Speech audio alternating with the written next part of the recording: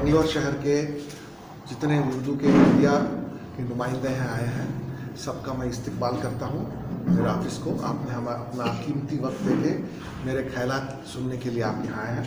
मैं आपका बहुत बहुत शुक्रिया अदा करना चाहता हूँ, आपका बहुत शुक्रगुजार हूँ। मैं चामराजपेट से भारतीय जनता पार्टी के टिकट पर चुनाव का उम्मीदवार बन के चुनाव लड़ने के लिए चुनाव के मैदान जंग में उतर के आया हूँ। आप सबको मालूम है कि पिछले 30 साल से ये भारतीय जनता पार्टी इस क्षेत्र में अपना कोई भी नुमाइंदा खड़ा नहीं कर पाया, और ख़ास करके पिछले 18.5 साल से एक ही नुमाइंदा जो कांग्रेस के हैं, पहले जेडीएस में हुआ करते थे, अब कांग्रेस में आ गए हैं, उनकी ही हुकूमत चल रही है। और 3 चुनाव जीत के आए हैं, 4 चुनाव जीत के आए हैं, और 5वें चुनाव के लिए वो आगे बढ़ रहे हैं। मेरे सामने मेरी पार्टी ने एक बहुत बड़ी चुनौती दी है कि मुझे चामराजपेट से खड़े होने के लिए। मैं यहाँ आकर किसी को हराने नहीं आया हूँ, किसी को जलील करने नहीं आया हूँ, किसी को मिटाने नहीं आया हूँ। हालांकि मैं लोगों का यहाँ दिल जीतने आया हूँ, चाहे वो मुसलमान हो या हिंदू हो। इस शहर का बीचों बीच जो है चामराजपेट, इससे मैं बहुत अच्छी तरह से वाकिफ़ हूँ। ये यहाँ जिस जगह में हम बैठे हैं, ये मेरे परदादा जी का घर है। 100 साल पुराना घर हुआ करता था। इसको तोड़वाने के बाद में एक दूसरी घर बनी, तो वो भी 30-35 साल की हो चुकी है, और मैं यहाँ कोई नया नहीं हूँ।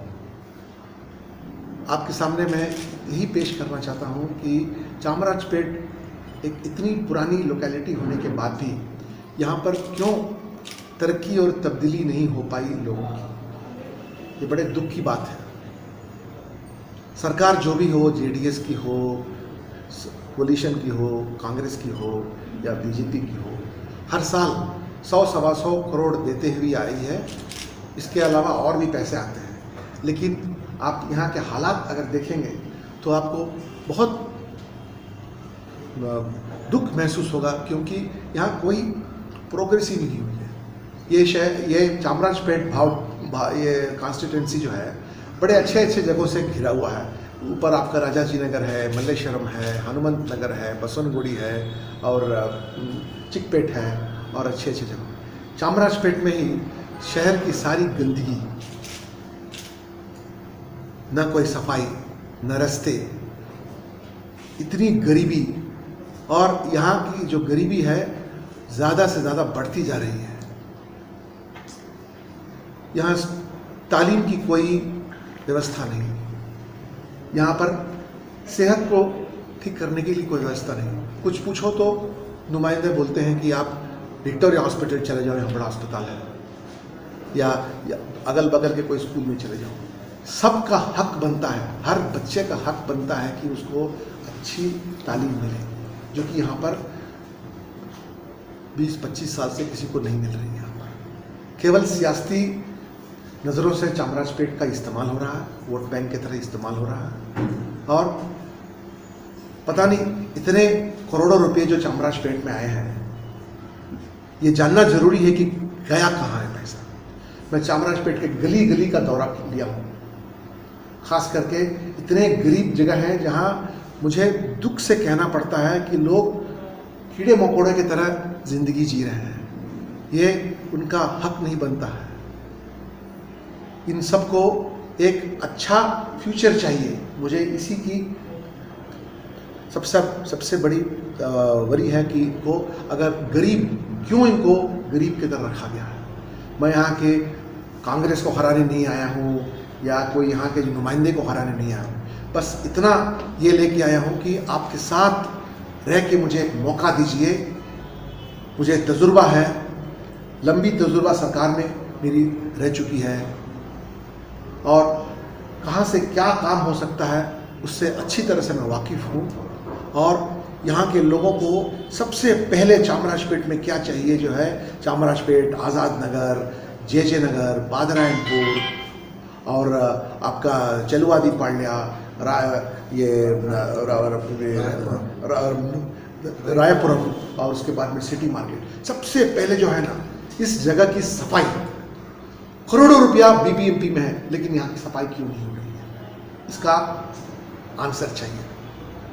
दूसरी बात, यहाँ सरकारी स्कूल क्यों नहीं चल रहा है? बाकी जगह सरकारी स्कूलें जो है जो चल रही है, लोग बच्चों को उससे तालीम की अच्छी व्यवस्था मिल रही है।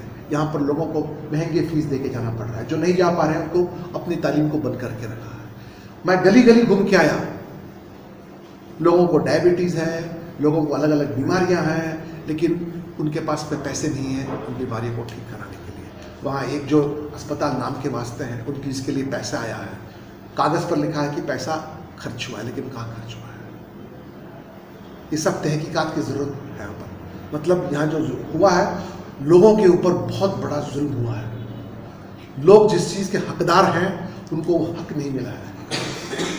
मैं पिछले 35 साल पुलिस में रह के, सरकार में रह के, बिना एक भी इल्ज़ाम के बाहर आया हूँ।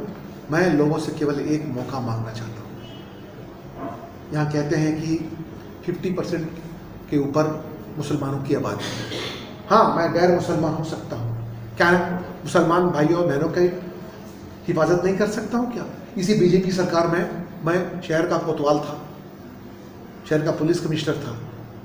मुश्किल दौर में मैं जो 300-400 जुलूसें निकली सीएए एनआरसी के दौरान, सारे मुल्क में हल्ला हंगामा हुआ, गोली चली, लाठीचार्ज हुआ, लोगों का खून खराबा हुआ। बेंगलोर में मैंने मुसलमानों का एक बूंद खून जमीन पर नहीं गिरने दिया। हालांकि बहुत मुश्किल की घड़ी से हम पास हुए थे उस समय। उसी समय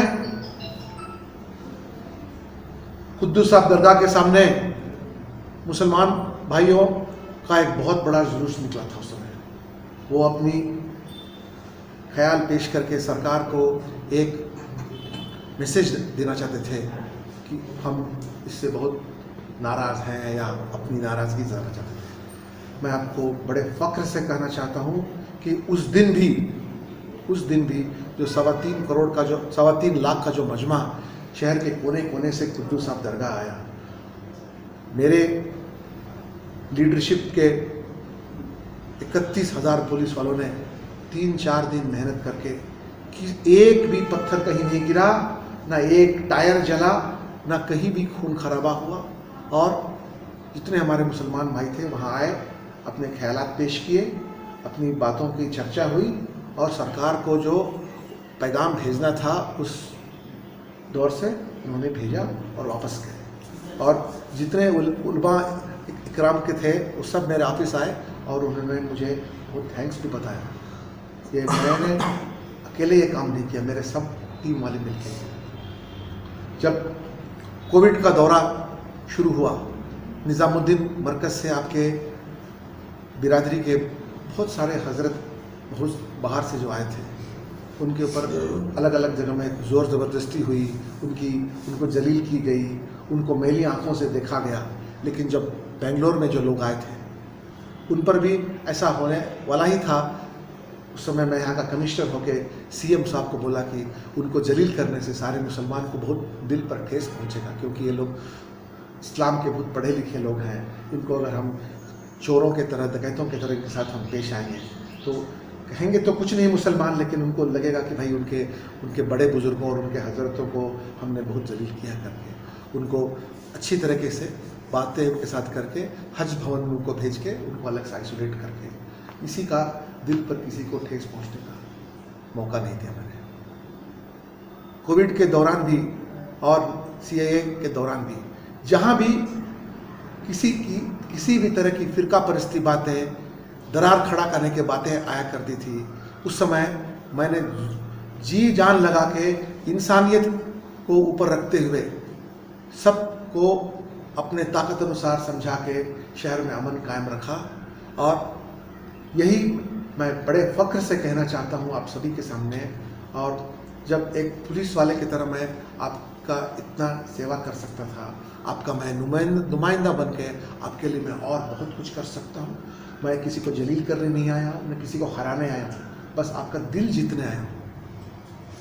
और मेरे समय में बहुत सारी मुसलमान लड़कियां जो पुलिस में थी, उनको भी अच्छे अच्छे डिप्टी कमिश्नर का पोस्ट, एसीपी का पोस्ट मैंने मांग के दिलवाया। मैं सीएम साहब को बोला, हालांकि बीजेपी सरकार भी थी उस समय, नाम नहीं लेना चाहता हूं, लेकिन तभी जो मुसलमान लड़कियां थी वो डीसीपी के पोस्ट पर 2 लड़कियां थी, यहाँ पर 3 लड़कियां एसीपी के पोस्ट पर थी।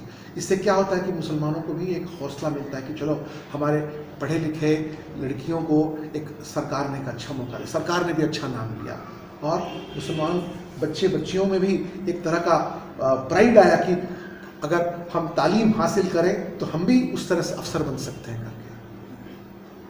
मैंने कोई बहुत बड़ा चीज़ नहीं किया, इन छोटी छोटी चीज़ों से आम मुसलमान का दिल जीतने का कोशिश किया, और मुझे बहुत प्यार मिला। जब भी मैं कहीं हुसैन डे का सेलिब्रेशन हो, वहाँ जाके सभी को ही बोला करता था कि मेरे दरवाजे हमेशा खुले हुए हैं, आप बिना सिफारिश के मेरे साथ आके मिल सकते हैं। बहुत से लोग आए मुझसे मिलने के लिए। आप जामिया मस्जिद में गए थे सर, मार्केट के जामिया मस्जिद में भी? जामिया मस्जिद में एक बार नहीं, मैं बहुत बार गया। और जामिया मस्जिद के जो वो हजरत हैं मौलाना मकसूद इमरान साहब से हमारी बहुत गुफ्तगू हुआ करती थी। गुफ्तगू इसलिए होती थी कि किस तरह से आम गरीब मुसलमान की ज़िंदगी में कोई तकलीफ़ ना आए, कोई तकलीफ़ ना आए, और हुकूमत की तरफ से मैं क्या कर सकता हूँ और वो अपने तरफ से क्या करते थे। इससे हम दोनों के बीच में अच्छी दोस्ती हुई, और इस दोस्ती के कारण जो है बहुत से छोटे मोटे प्रॉब्लम जो बड़ा होके भड़क सकते थे वो नहीं हो पाया। आज सबसे अहम बात यही है, मैं आपके सामने बड़े हिम्मत से कहना चाहता हूँ कि बुरा मत मानिए, लेकिन हमारे मुसलमान भाई और भाई बहनों को इतना जज्बाती नहीं होनी चाहिए कि हुकूमत हमसे मोहब्बत कर रही है या हुकूमत हमसे नफ़रत कर रही है।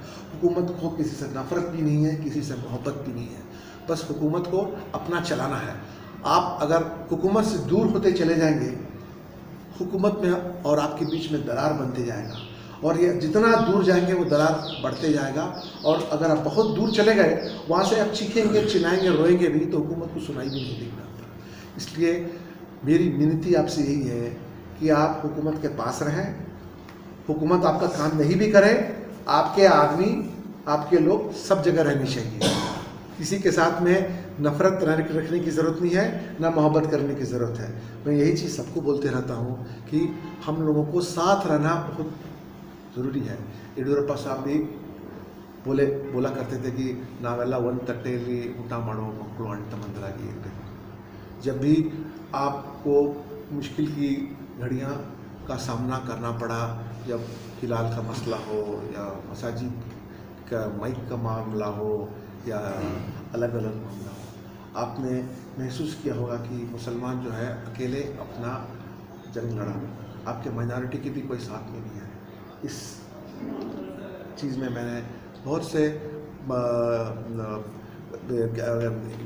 आपके हजरत और जो सीनियर्स हैं उलेमा इकराम को भी मैंने रिक्वेस्ट किया कि आप लोग सबके साथ दोस्ती बना के रखिए। एक फूल का गुलदस्ता, एक फल की टोकरी स्वामी जी वगैरह को आप भेजेंगे, वो आपके साथ में अच्छे रिश्ते रखेंगे। आप उनको मस्जिद के अंदर आप बुलाइए, वो आपको अपनी मठ मंदिर में बुलाएंगे। हमारा इबादत करने के तरीके अलग हो सकते हैं, लेकिन मालिक तो एक ही है सबका। अब ऐसी घड़ी पर हम पहुँचे हैं कि हम लोगों को साथ रहना है। पोलराइज करके एक दूसरे के ऊपर में इल्ज़ाम लगाते रहेंगे तो ये कितना दिन ये मसला चलते रहेगा। ये आगे आगे बढ़ते रहने से इसको रोकना है। मैं यही आप लोगों से गुजारिश करना चाहता हूँ कि मुझे आप इस्तेमाल कीजिए एक ब्रिज की तरह। मैं आपके बहुत करीब आ चुका हूँ, आपके दिल के करीब आ चुका हूँ एज पुलिस अफसर, और भी करीब आना चाहता हूँ, ताकि आपकी ज़िंदगी में मेरे तजुर्बे से कोई फ़ायदा आपको हो तो बहुत बढ़िया है। इधर गवर्नमेंट ऑफ इंडिया हो या स्टेट गवर्नमेंट हो या लोकल गवर्नमेंट हो, मेरी पहुंच सब जगह है, सबसे मेरी अच्छी पहचान है। मेरे अच्छी तरह से मेरे इस्तेमाल कीजिए आप। मैं आपकी ज़ुबान भी बोल सकता हूँ, आपको समझ सकता हूँ, और जहाँ तक हो सके आप लोग सबके साथ में रह के आपके साथ में नज़दीकियाँ बनाना चाहता हूँ।